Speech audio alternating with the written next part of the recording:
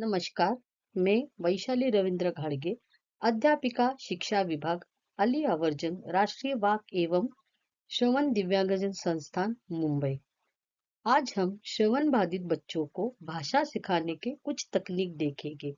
उन तकनीकों में से आज मैं आपको कहानी इस विषय पे जानकारी देने वाली हूँ।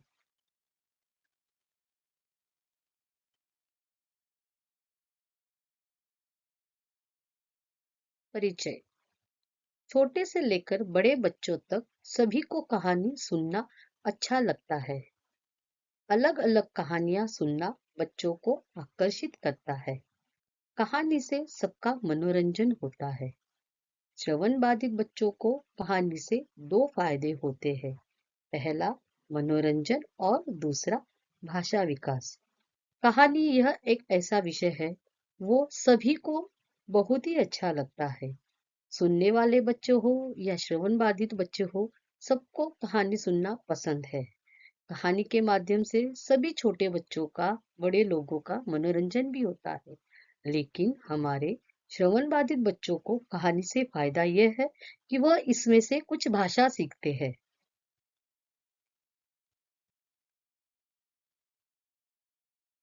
आइए अभी हम देखते हैं, हम बच्चों को कहानी सिखाते समय कुछ उद्देश्य है। वह उद्देश्य इस प्रकार है।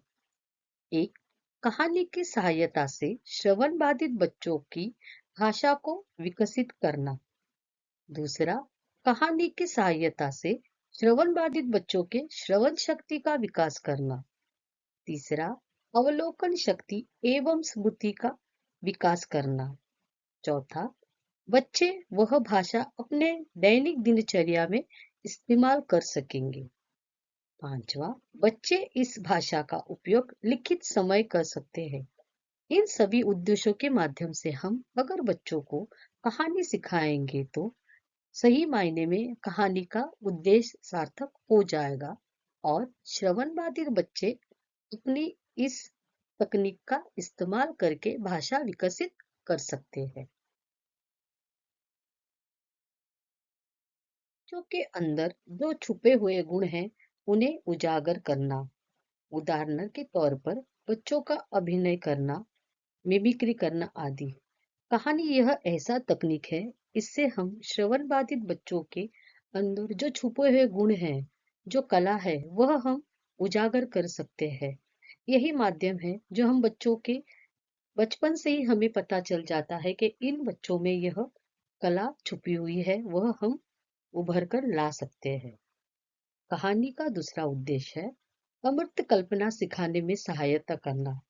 जैसे मानो हमें बच्चों को बताना है, परियों का सुंदर सा देश है।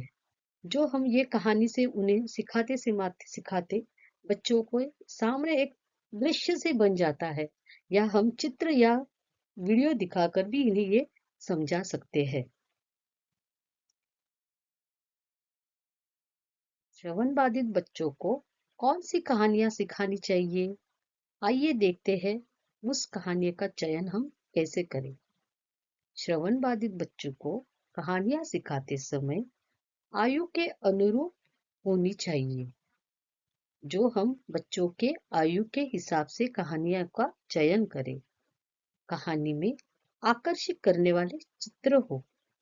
कहानी में बच्चों की रुचि हो एवं उनका मनोरंजन हो। छोटे बच्चों के लिए 4 से 5 चित्र और चित्रों की वाक्य पट्टियों का इस्तेमाल हो। बड़े बच्चों को चार्ट पेपर, छोटी छोटी कहानी पुस्तिका और पाठ्य पुस्तका इत्यादि से कहानी सिखा सकते हैं। ये सभी चीजों को ध्यान में रखकर हमें कहानियों को सिखाते समय ध्यान देना है।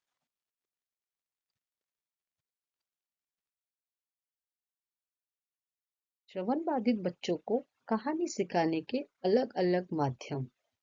पहला माध्यम है पपेट का इस्तेमाल। हम बच्चों को कहानी सिखाते समय पपेट्स का इस्तेमाल करके कहानी सिखा देते हैं। उसमें हम जो कहानी के पात्र हैं, उनके पपेट्स लेकर कहानी बता सकते हैं। दूसरा माध्यम है खिलौने। खिलौने के माध्यम से और सहायता से भी हम बच्चों को कहानी सिखा सकते हैं।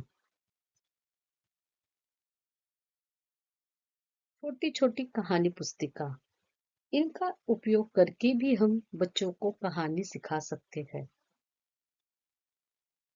चित्र और कार्ड, इसका इस्तेमाल करके थोड़े बड़े बच्चों को हम कहानी सिखा सकते हैं। इसमें हम बच्चों के आयु के हिसाब से भाषा का इस्तेमाल करके कहानी सिखा सकते हैं। अभिनय, यह भी एक कहानी सिखाने का माध्यम है, जो हम बच्चों के ध्यान में रखने के लिए इसका उपयोग करते हैं। कहानी के जो पात्र हैं, उनका अभिनय करके हम ये कहानी बच्चों को सिखा सकते हैं। अगला माध्यम है दृक माध्यम, यानी एनिमेशन। हम बच्चों को एनिमेशन के द्वारा बच्चों को कहानियां दिखाकर सुनाकर सिखा सकते हैं।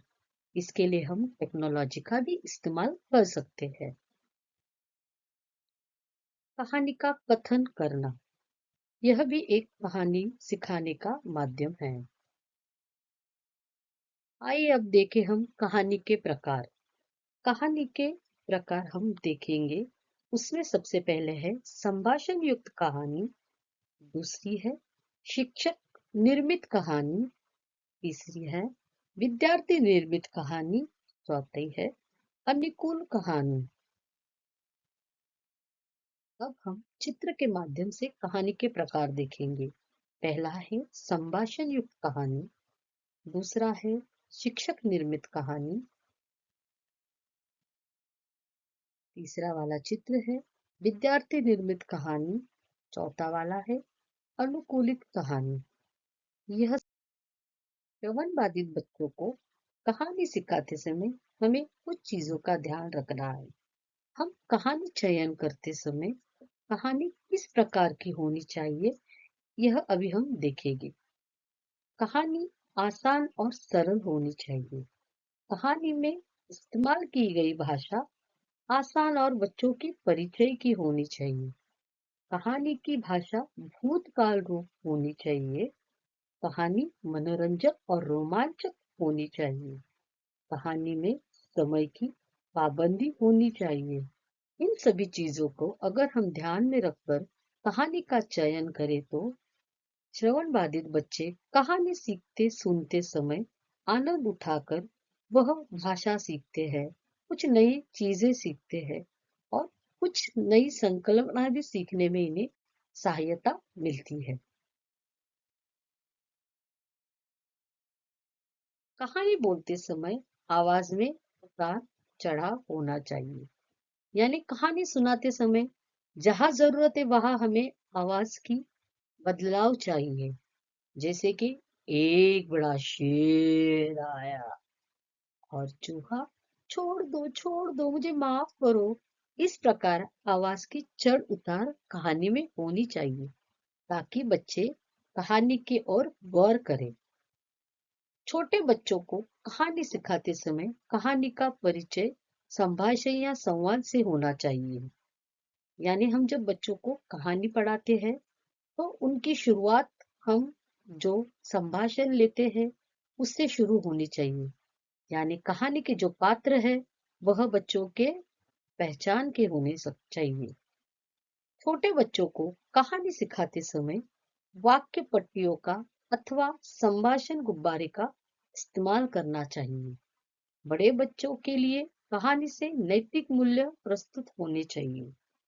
कहानी की भाषा बच्चों की दैनिक जीवन में उपयोगी होनी चाहिए।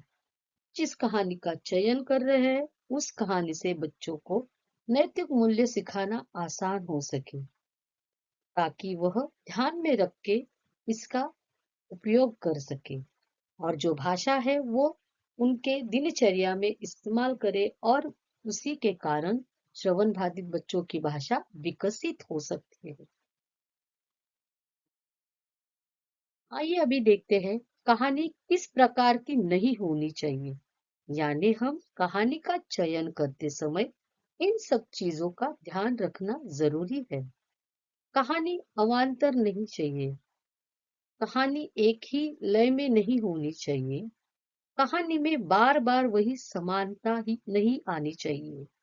कहानी सिखाते समय बच्चों को बोरियत नहीं होनी चाहिए। इन सब चीजों का अगर हम ध्यान रखें तो हम बच्चों को आसानी से कहानी सिखा सकते हैं, उनकी भाषा विकसित कर सकते हैं। धन्यवाद।